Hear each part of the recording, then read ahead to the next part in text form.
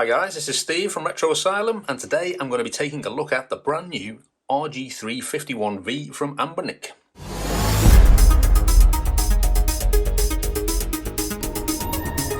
So what's in the box? Usual bump on the side, built-in Wi-Fi, online sparring, CPU RK3326 quad-core, 1.5 gigahertz, blah blah blah blah blah. We'll get into that in a bit. Okay, so let's have a nose. We've got this flap we don't need. And here we go. So this is the bad boy itself, the Anbernic RG351V. That looks very nice. Okay, let's see what else is in the box. We have got more crap, bit of cardboard, charging wire,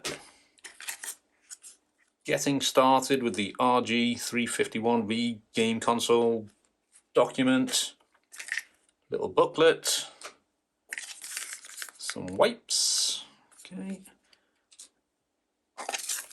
and we have a screen protector. Let's have a look. Very nice. Okay. Yeah, that's on. Very nice fit. Okay, yeah, I will put that on later, but that is looking nice. Okay, so first thoughts on this device. I mean, it really does look a lot like an original Game Boy, but it feels nice. It's got a lovely feel to it. Now, it comes in three colours. It comes in grey, obviously the one I've got here. It comes in a wood grain, which is a bit reminiscent of the old Atari 2600, a bit lighter, but similar. And it comes in a kind of transparent black. I've gone for the grey because that just reminds me the most of the Game Boy. As you can see at the back, it slots in. So it's got a thin top, which houses the display. And then it sits down and it's got 4 buttons on the back. So we've got an R button, an R1, an L1, an R2, and an L2, which so kind of rests nicely with your hands. It's a bit more comfortable than if you put the buttons at the top. It's kind of more, yeah, I think it depends on the size of your hands, but yeah, that's kind of feels nice. The buttons themselves, so yeah, you've got the normal D-pad. It's nice and responsive. It feels comfortable. It rolls with the thumb, so it's all in one piece. Feels nice. We've got a single analog stick that rolls as well, which clicks, which is also nice. Start, select, a function button, which we'll get into later, and then obviously there's 4 buttons there. So it's got a decent set of buttons on it.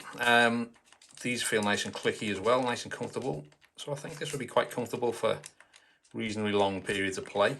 And obviously with the amount of buttons it's got on it, including the shoulder buttons at the back, that is going to cover quite a lot of systems when we get into doing some emulation on it. On the sides, we've got power button, which is on the side there. We've got a very much recessed reset button, which you're going to need a pen or something to press that in. That's basically when you get stuck inside a game or something, you can't get out, something's locked up, you can use the reset button, but like I say, you're not going to press that by mistake. On this side, we've got a volume up and down rocker.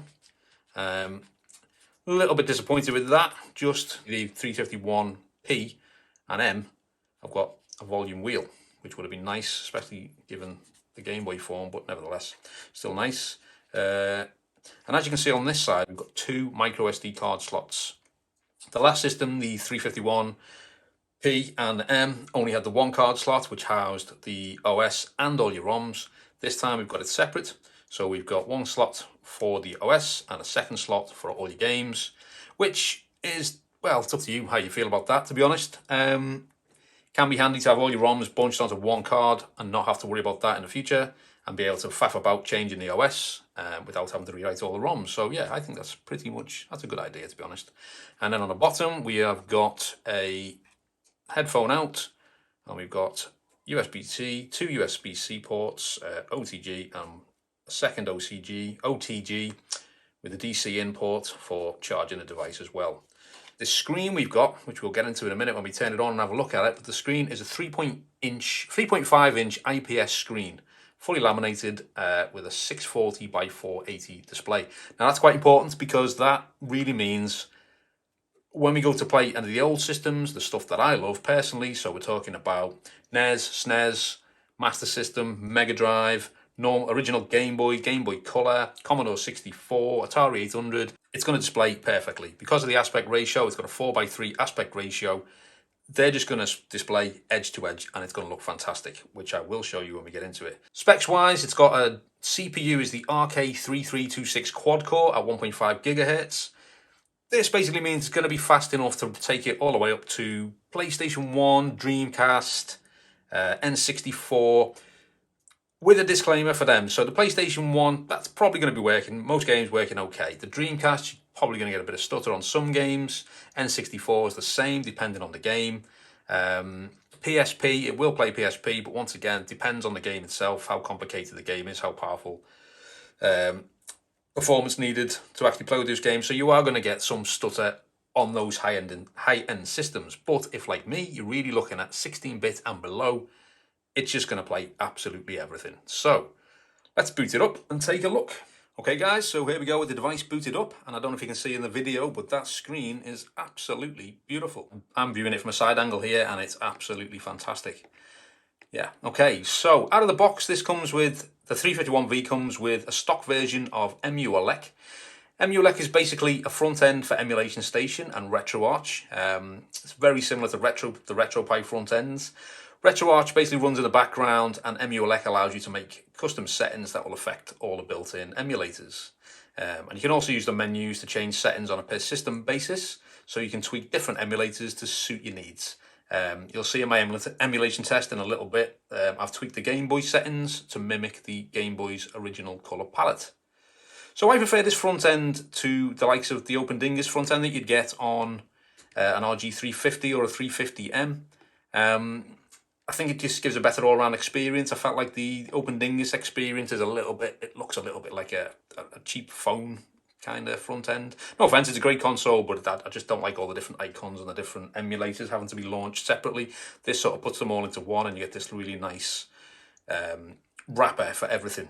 Now, some of the things I don't like about it, if you know, on this stock version, if you see here, it's hard to sort of tell what the games are because the titles are truncated and they only sort of appear properly if you highlight them, and then they will scroll. But it's hard to just at a glance sometimes see what the games are properly called.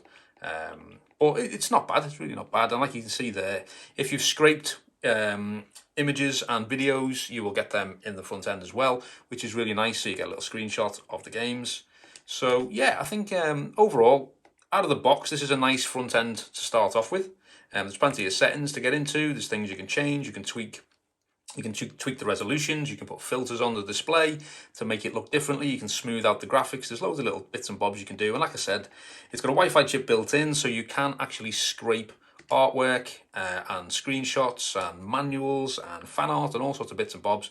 And you can change the theme of the actual device. I haven't got any installed at the moment, but you can change this theme, so you can actually customize it to make it look a little bit more